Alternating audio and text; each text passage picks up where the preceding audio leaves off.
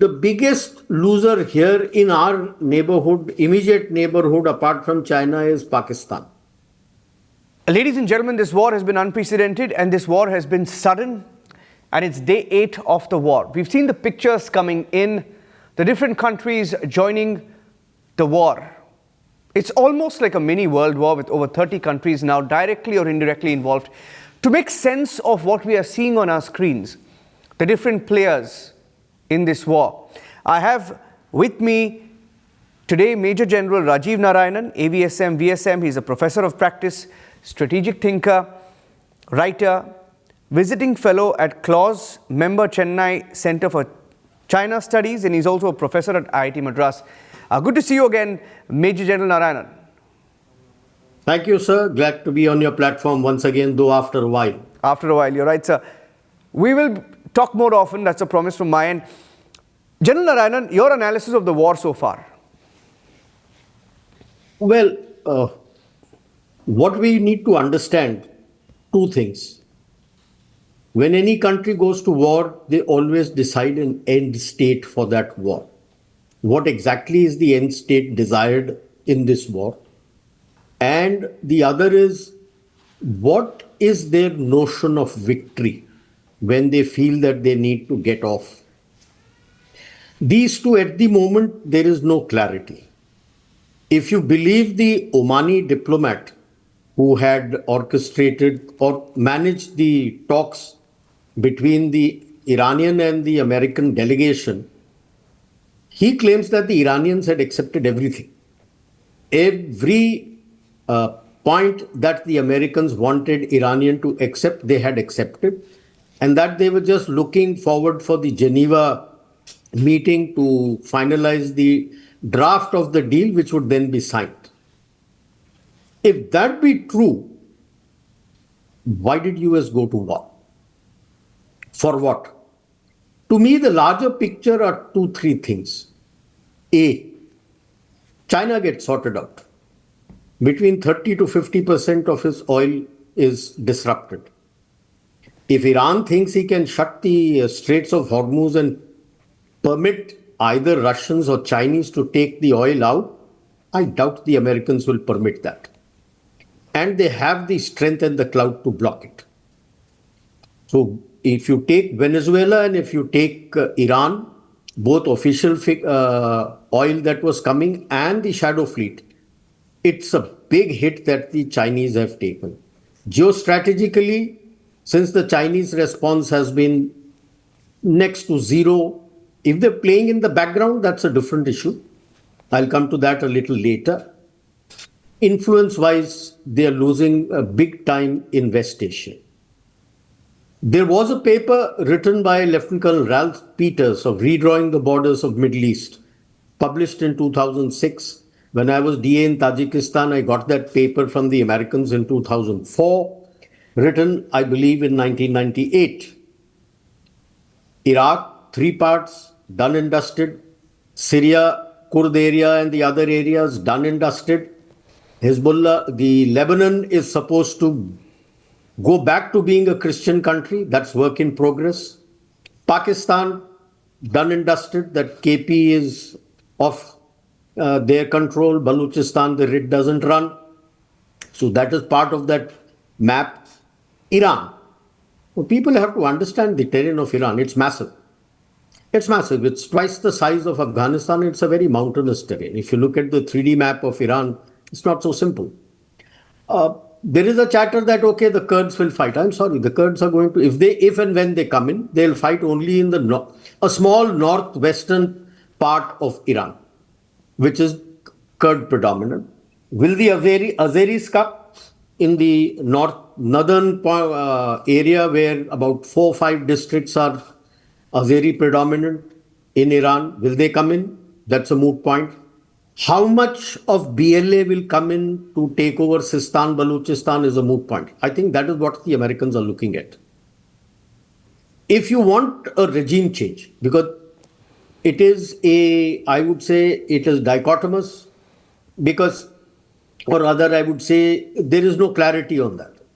There is an ambiguity. Trump says regime change. Hegseth says, no, they're not going for regime change. People are not going to come out. Americans let them out down big time when last time they came out on the streets. No weapons came, no support came, no air support came. More than 1 lakh have lost their lives.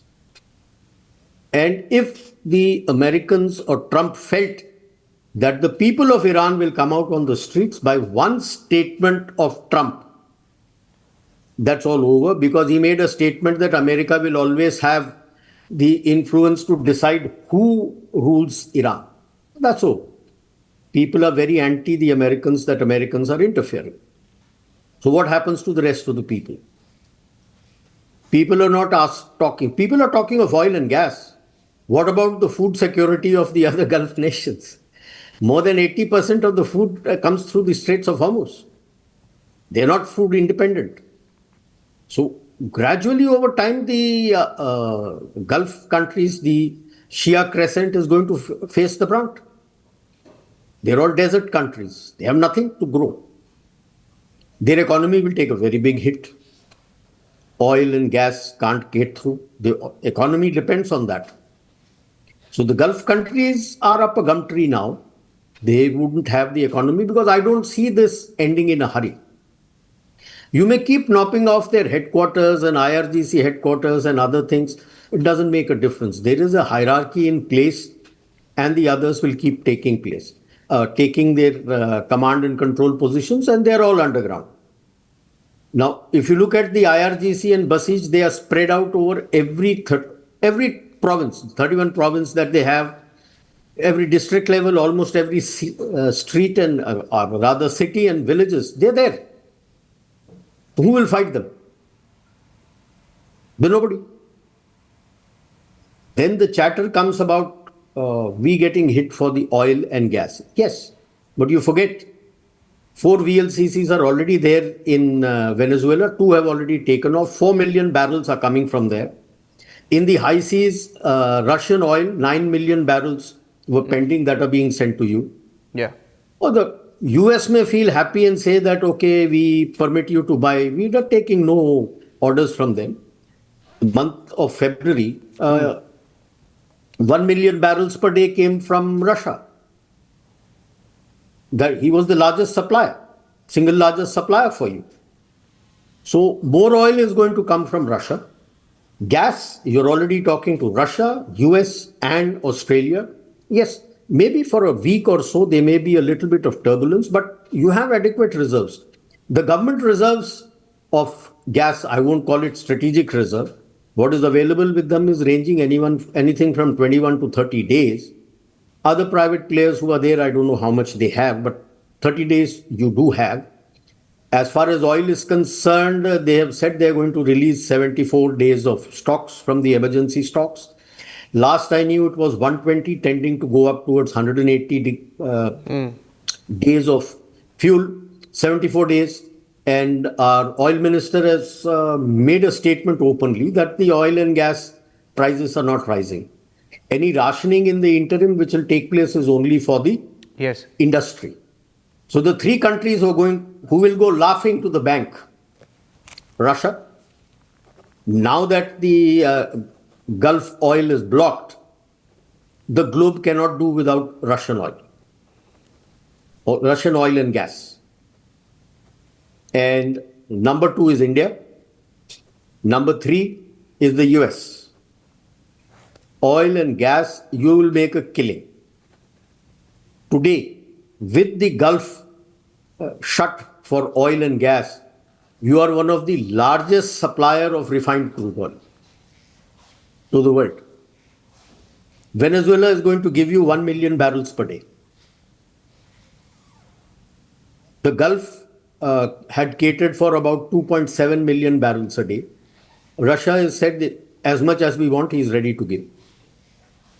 So, yes, maybe 10, 15 days, 20 days, you might find your stock markets going up and down. But at the end of the day, 2, 3 things. You're going to make a killing. Americans will make a killing because the crude is going up. So the shale oil and gas will be needed since the Gulf is not there.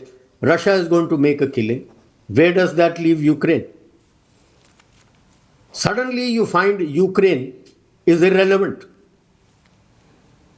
Because if Russian energy doesn't come into the market, there is going to be a global panic. Industries will suffer. That's why they have said, okay, we permit 1 month more. They won't stop. And this war is not going to finish in a hurry. They are targeting. See, the Israelis are targeting, and the Americans, but Israelis are targeting the north and the central Tehran area. Balance of the area, the Americans are targeting. What are they targeting? A, missile facilities, where they make missiles and drones, those facilities. Missile launchers. You may have your missiles, but if your mobile launchers are knocked off, how do you fire your missiles? If your capability to launch drones is negated, how do you launch your drones? Now, the second part, capability to hit road mobile and your drones, is not so easy. You will need your satellite imagery and the ISR capability, which to a large extent the Americans and the Israelis have. And I'm sure the Chinese will be giving the Beidou capability to the Iranians.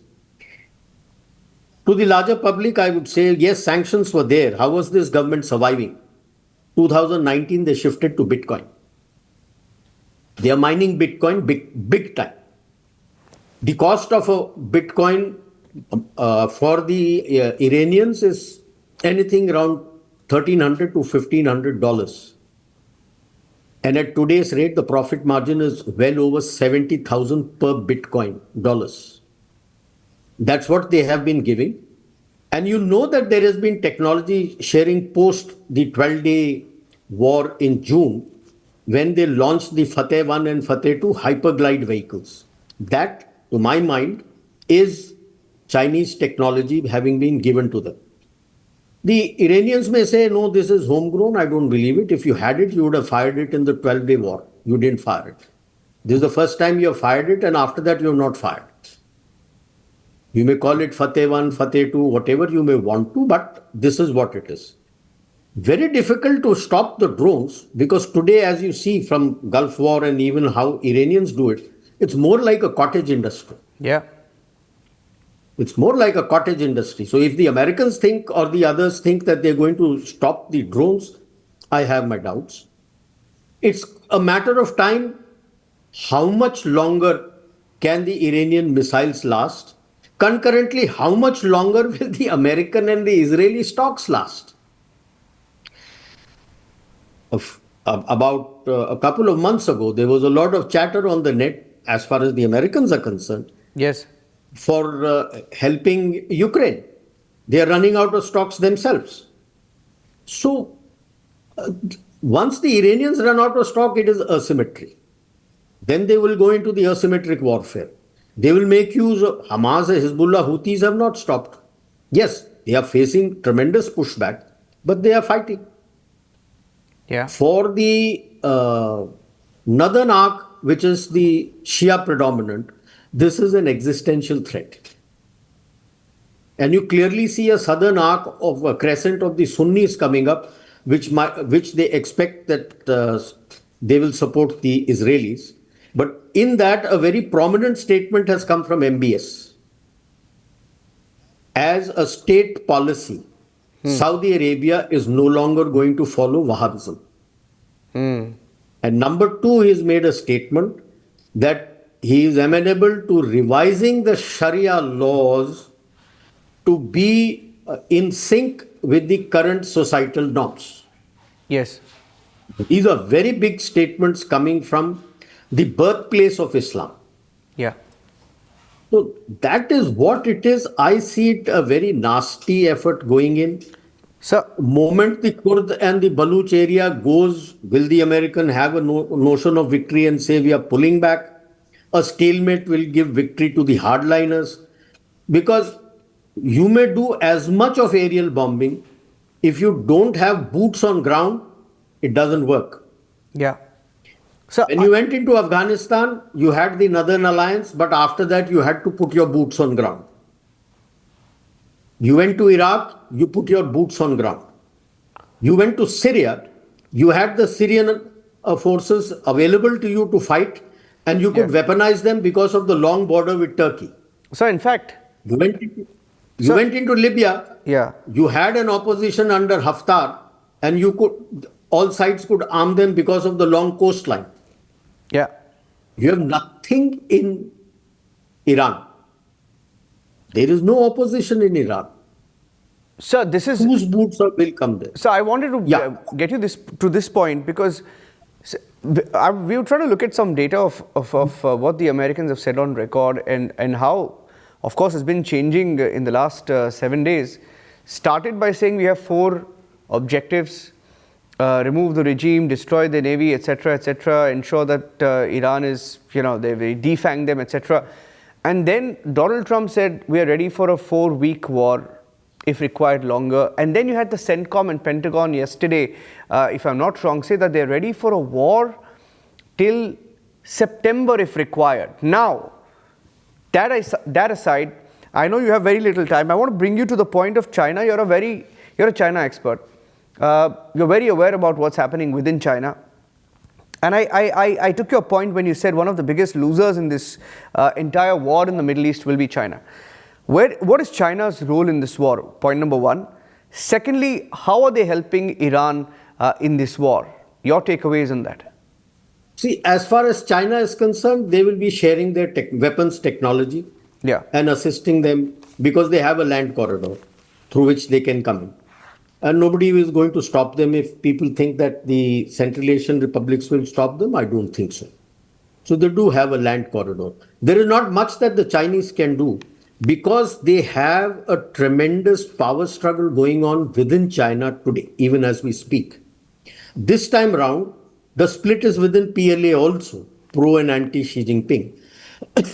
Unlike when Deng Xiaoping had to struggle for about 3-4 years before he took control of China after Mao's death, that time the PLA was not fragmented. Today the PLA itself is fragmented, pro and anti Xi Jinping. And Xi Jinping's hold at the moment on PLA appears to be weakening, but his hold on the CPC still exists phenomenally. And I tell that with conviction because not a single person of his from the Politburo Standing Committee has as yet been purged. Whereas CMC is wiped out, a lot of purges that have taken place in all their arms and services of senior generals. Not a single person from the Standing Committee of the Politburo has been removed. Yes, Politburo, 2 people have been purged, or even from the Central Committee they have been purged, but Standing Committee, it's like a CMC of the CPC. On one side, you have the CMC of the PLA, which has been removed. The CMC of the CPC is the Politburo Standing Committee. His people are still there. So it's going to be a fight because both sides know it's an existential threat for each other. Yeah. In that scenario, this is what China can do. And they just had their 2 sessions on the 4th. It doesn't give any confidence to the people when you read what is happening there, what they can do. So, technology-wise, yes, like I said, clear Fateh 1, Fateh 2, the hyperglide missiles which they struck in Jerusalem, or was it Jerusalem or Tel Aviv? I'm forgetting. For Jerusalem. They fired those. Yes. They fired those missiles. That's about all. After that, they've not fired the Fateh 1, Fateh 2. So limited technology was available and they have done. As far as targeting the hierarchy is concerned, there is an hierarchy. And before the war was started, they handed over the power to the IRGC and said, you run the system. Then Americans may be happy that they have knocked out their navy. That navy is not worth the salt. There is nothing. You may call it like the Iris Dena, which got knocked out in the exclusive economic zone of Sri Lanka. Yes. That's supposed to be the latest state of the art and the best aircraft, best frigate, they call. 1,500 tons. That's a Coast Guard level. It's 1,500 tons. A lot of people make a song and dance, India, Indian Ocean. So if you say India and Indian Ocean, then may I say that all the Indian reservations in US is controlled by India? Just because it's named, yes, you have an influence where you are the first responders for various disasters and other calamities. Yeah. But this is war. An exclusive economic zone does not cover war. UNCLOS laws is basically the lien for blue economy. And the report stated that he was waiting outside the waters outside Gaul, that is Yeah. 40 nautical miles from Gaul, for 11 hours awaiting Correct. permission to come in. Where was he going? Hambantota? Yeah, he came here for the fleet review. He left on 25th. The fleet review was over on 25th. What was he doing for 8 days roaming around here? Did he feel that they couldn't go there, so they had to come into Hambantota to stay protected, the Chinese area? He could have as well gone to Djibouti. Yeah. The Chinese have a base there. So there are big question marks.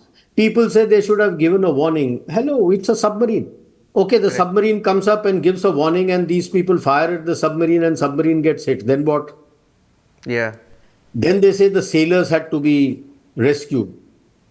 A submarine, how does a submarine rescue sailors? He'll have to come up. So, and people then say that was India informed? Why should India be informed of any activity in the exclusive economic zone of Sri Lanka? Doesn't sound logical. It is alleged that there were two Chinese ships harbored in Hambantota. While the Sri Lankan Navy and the Indian Navy responded to the SOS call, the Chinese ships didn't respond at all. So it's going to be a dirty war. It will go long. And I would say, sympathies are with the common man in Israel. In Iran. Sympathies, you said, are with the Iranian common people. But, sir, brings me to my last and favorite question on Pakistan. What happens to this country called Pakistan? Because they said brothers with Saudi, brothers with Iran, brothers here, brothers there. I mean, they've been shafted. They're nowhere in the picture. I mean, they have a war in their backyard. They're nowhere in the picture. So I want to bring you to that last question. What about Pakistan? What happens to Pakistan? The biggest loser here in our neighborhood, immediate neighborhood, apart from China, is Pakistan. Suddenly it finds itself having no geostrategic significance. They used to get fuel because of the shadow fleet, that's all gone. Today they have total 3-day stop. And I relate it to finally the defense minister saying that they have achieved whatever they had to then, so they are pulling back and not continuing the fight with the Afghans. How will they fight when you don't have fuel? How do you control the Durand line if you don't have fuel? As far as Pakistan is concerned, like I said, KP is gone, Balochistan will go. It's not if, it is when. It's a question of when. And that is why Khwaja Asif, the defense minister, was crying that we have been used as a toilet paper. Yeah, you went there with your eyes wide open. We used because you wanted to make money. Now that you have been used and all the money that needed to be made has been made, you're no longer relevant. They have good relations, Americans, backdoor relations with the Taliban. So if they need to do any fingering to China in Xinjiang, they don't need Pakistan. It will be done through Afghanistan. As far as the minerals are concerned, that is available with Balochistan. So why does he need a Pakistan? He doesn't need. So where does that leave Pakistan today? Nowhere. So that is why they are crying now, because even in this war, who are the Israelis or the Americans or even back channel talks, the Iranians, whom are they reaching out to? Us. They're not talking to the Chinese. Yeah. So I personally feel after whatever be the off-ramp they take, which will take its own time, it's a long-drawn war, 2, 3, 4 years. Thereafter, both sides are going to reach out to you resolve the issue. People must remember, the Western media made much about one aircraft which the Americans sent to pull out some of their people. By the time we finished pulling out not only our people, but other people who want to come out with us, you would have flown 150 aircrafts. Yeah. And for that, all three, that is the Americans, the Israelis, and the Iranians, are giving you that time slot where the air will be free and you can fly your people out. Which tells enormously. A ditto which happened in Ukraine, ditto which happened in Yemen. It is happening there. So you have goodwill and relations both sides. People say that why did you take so much time to sign to express condolence? Well, diplomatically, till the embassy does not open a condolence book, how do you go and express your condolence? You have to do that. People should highlight what the Ukrainian ambassador did. When they opened the condolence book, he in fact verbally lashed out and said, you have supported Russia in the battle against us and so many Ukrainians died. I am not condoning the death of Khamenei. We have condoned the death. Our foreign secretary has gone there, has spoken to the ambassador. You have signed the book. Yeah. Ukrainians have refused to sign the book. So these are certain, I'm sure even as this war is going on, back channel talks are going on. Let us not look down on our government that they don't know what to do. They know what is to be done. Yeah. There's no need to step in and do anything. Like I said, the three countries who are going to laugh all their way to the bank, Russia, India, and the US. Fantastic. They're going to make a killing, oil and gas. Sir, this is, I think, is a fantastic takeaway, and it could even be in my headline with you on this one, because if you say India is going to be laughing all the way to the bank, and I think you're spot on in your assessment. I look forward to speaking to you once again. Let's speak again this week, General Narayanan. Most welcome. It's been fantastic talking to you, and I think you just sort of put this entire war into perspective for our viewers. Thank you, sir. Thank you for joining us here on Republic. Always a pleasure. Thank you.